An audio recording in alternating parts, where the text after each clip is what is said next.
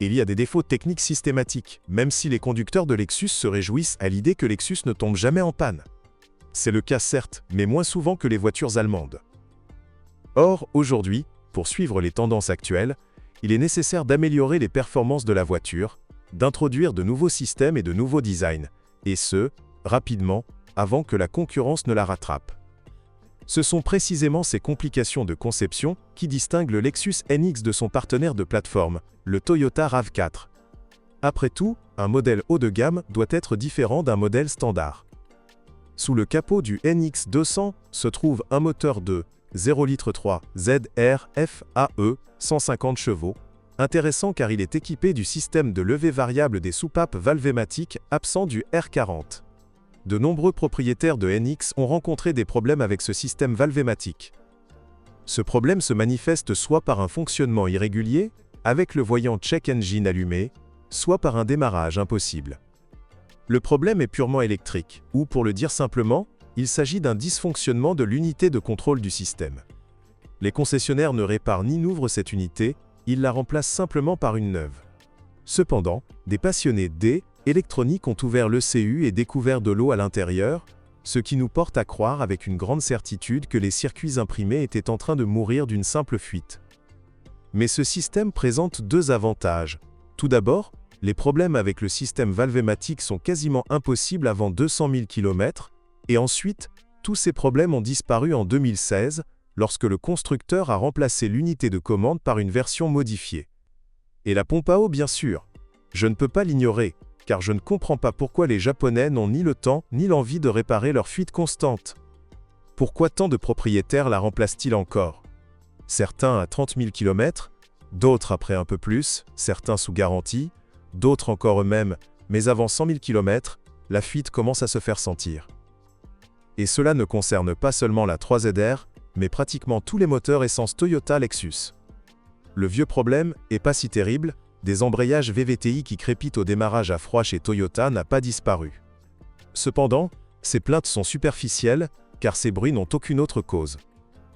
En général, beaucoup de gens remarquent le fonctionnement plutôt bruyant du 3ZR FAE, même avec un moteur en parfait état. Il roule comme un tracteur. Mais, un tracteur biélorusse haut de gamme. Et une dernière chose, pas vraiment un reproche, mais une remarque mineure. Les propriétaires de Lexus NX 200 sont mécontents de la consommation de carburant. Le moteur 2 litres avec valvématique ne craint pas de consommer 15 litres au 100 km. Voilà pour le moteur atmosphérique 2 litres. En fait, comme vous pouvez le constater, aucun des défauts mentionnés n'est grave. Ils sont tous réparables, souvent même pendant la période de garantie. Bien que ce ne soit pas l'idéal dont on entend souvent parler, je reconnais volontiers ses performances relativement sans problème. Quant à sa durée de vie, ne vous inquiétez pas, même si vous ne parcourez que 50 000 km par an. Le moteur du NX 200 peut durer au moins 350 000 km, et avec un entretien approprié, jusqu'à un demi-million. Et je suis d'accord, à cet égard, la plupart, voire tous les moteurs allemands, suscitent l'envie. Sur cette bonne note, passons au variateur. Comme vous le savez déjà, le NX 200 atmosphérique de 2 litres est associé à une transmission automatique à variation continue, CVT. Cette CVT est issue de la 100e série d'Aisin, plus précisément la K114. Les CVT Aisin comptent parmi les plus fiables et les plus durables du pays. Mais la conduite du NXN n'était pas aussi fluide. Sur les premières versions produites avant février 2016, des rivets se détachaient du convertisseur de couple de la transmission, c'est la rime. Ce n'est pas drôle. Car ces mêmes rivets, en pénétrant dans le système, détruisaient tout sur leur passage. Cela entraînait généralement le remplacement du convertisseur de couple, de la transmission et de la boîte de vitesse. Heureusement, le problème ne tardait pas à se manifester. Il est apparu tôt, alors que la garantie était encore valide. Par conséquent, si vous cherchez une voiture et que vous tombez sur un Lexus NX 200 de 5 ans avec un faible kilométrage, disons 20 000 km, qui est resté dans un garage mais n'est plus sous garantie, cela vaut probablement la peine de laisser tomber cette voiture d'occasion. Que ceux qui ne connaissent pas ce problème l'achètent. Il est trop tôt pour parler de la durée de vie moyenne de la CVT K114, car le NX est encore relativement récent. Le kilométrage annuel moyen est généralement faible, mais on peut affirmer sans risque de se tromper que, à part quelques rivets desserrés sur les premières versions, il n'y a pas d'autre surprise. Je m'attends à une durée de vie approximative de près de 250 000 km, soit la même durée de vie que la CVT K111 testée dans le Toyota RAV4. Leur conception étant quasiment identique, les deux modèles sont quasiment identiques. Si l'on considère l'avenir à long terme de cette transmission, il est bien connu que les premiers éléments à tomber en panne ne sont ni la courroie, ni les cônes, ni même la pompe à huile. Les roulements coniques sont les premiers à souffrir. Ils se mettent à bourdonner. Parfois, ils n'atteignent même pas les 200 000 km, mais cela nécessite un entretien. La clé pour maintenir une CVT en bon état est probablement bien connue. Vidange d'huile régulière, préchauffage en hiver, éviter la conduite hors route et éviter les remorques, le remorquage ou toute autre situation susceptible de provoquer une surchauffe de la transmission. En parlant de transmission intégrale, beaucoup se plaignent des piètres performances du NX en tout-terrain. Bien sûr, la transmission intégrale n'est pas conçue pour les balades en forêt. Elle est purement axée sur le confort et la sécurité. L'embrayage électromagnétique reliant les roues arrière, bien qu'infaillible, ne tolère pas les abus en tout-terrain, comme tous les autres embrayages à friction. Il surchauffe et se désengage jusqu'à ce qu'il refroidisse. Parlons des versions turbo. Notre turbo était étiqueté NX200T jusqu'en 2017, et après le restylage, il a été appelé NX300. Comme vous pouvez le constater, peu importe à quel point Toyota/Lexus ont résisté à la création d'unités turbocompressées, ils ont finalement suivi partiellement la voie de développement de la fabrication de moteurs allemands. Le moteur 8A RFTS, 238 chevaux, est également un 2 litres en aluminium à entraînement par chaîne, mais doté de caractéristiques uniques. Une attention particulière a été portée au transfert de chaleur, ce qui a conduit à des solutions originales. C'est un moteur incroyable. Laissez-moi vous présenter les nombreuses solutions originales, certes, mais pas si nouvelles, et vous pourrez me dire si un tel moteur fonctionne parfaitement. Allons-y. Une culasse avec collecteur D, échappement inamovible, ou plutôt, intégré à la culasse, similaire au nouveau moteur VAG. 3 thermostats, sur le radiateur, dans le bloc cylindre et dans le collecteur de culasse. Plateau à 2 chambres.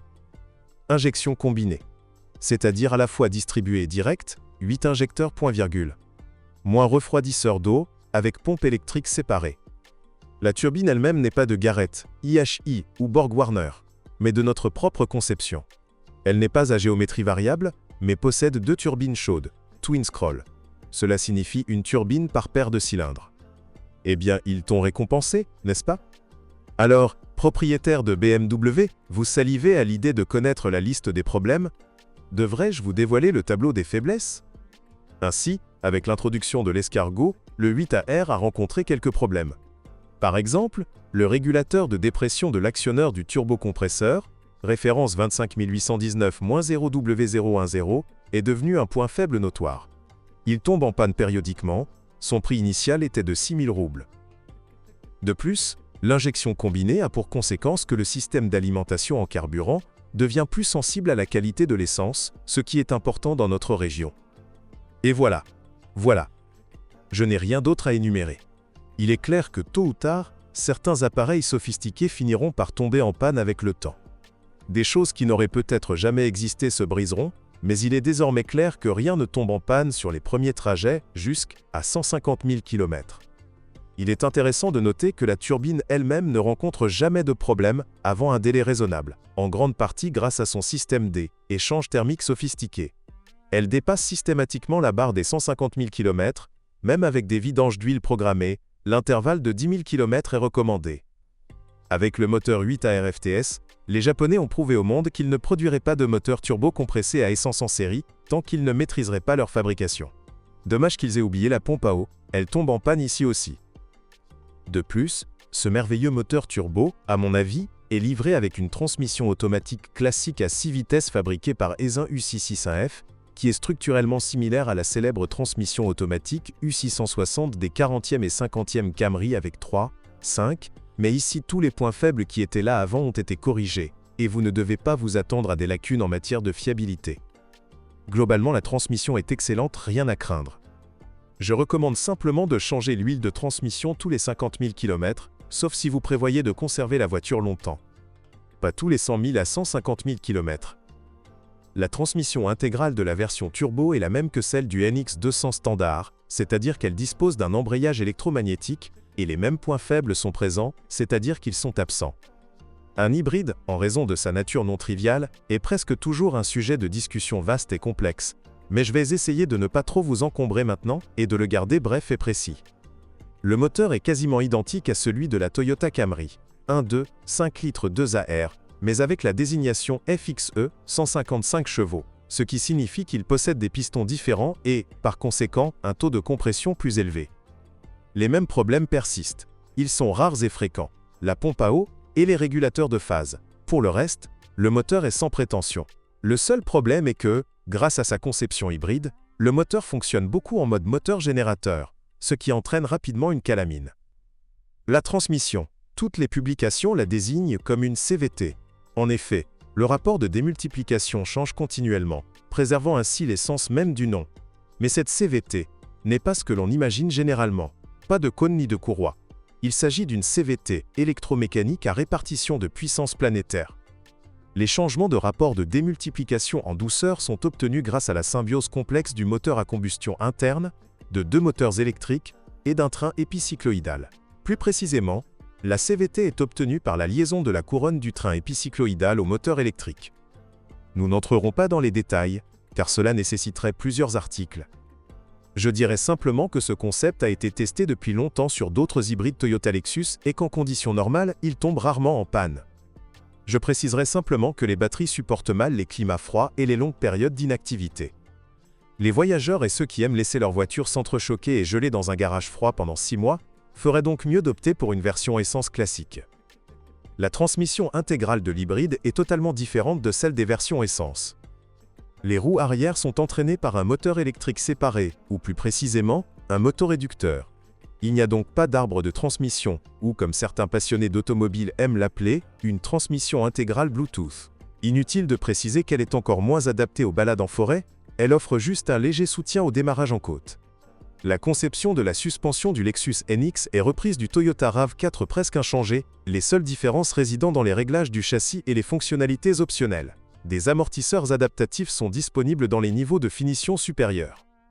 Une jambe de force McPherson standard est installée à l'avant et une suspension multibras à l'arrière. La suspension est incroyablement fiable. Seules les bagues et les biellettes stabilisatrices peuvent s'user avant 150 000 km. Tout le reste dure encore plus longtemps. Il en va de même pour la direction. Je vais probablement chipoter sur les freins. Toyota a enfin décidé de se débarrasser de ses freins bancaux et peu réactifs. Ils l'ont fait. C'est clairement une amélioration, mais les disques de frein ne durent souvent même pas 60 000 km. Ce qui signifie qu'il passe parfois de l'autre côté avec le premier jeu de plaquettes. Cependant, c'est devenu courant sur les Toyota et Lexus relativement modernes. Le RAV4 a le même problème avec les disques. Ils ne durent pas longtemps. Habituez-vous au léger surcoût. Je ne peux pas non plus en dire beaucoup sur le système électrique. Le Lexus NX est une voiture japonaise typique à cet égard. Tout fonctionne parfaitement, sans aucun cas de force majeure, y compris les phares à LED. Le pire qui puisse arriver est que le revêtement mat de l'eau, écran central, s'use après le premier nettoyage humide. De nombreux utilisateurs ont fait remplacer leur écran sous garantie, puis le problème a été résolu. Les matériaux de finition ne sont pas vraiment premium par endroits, mais rien ne s'use prématurément.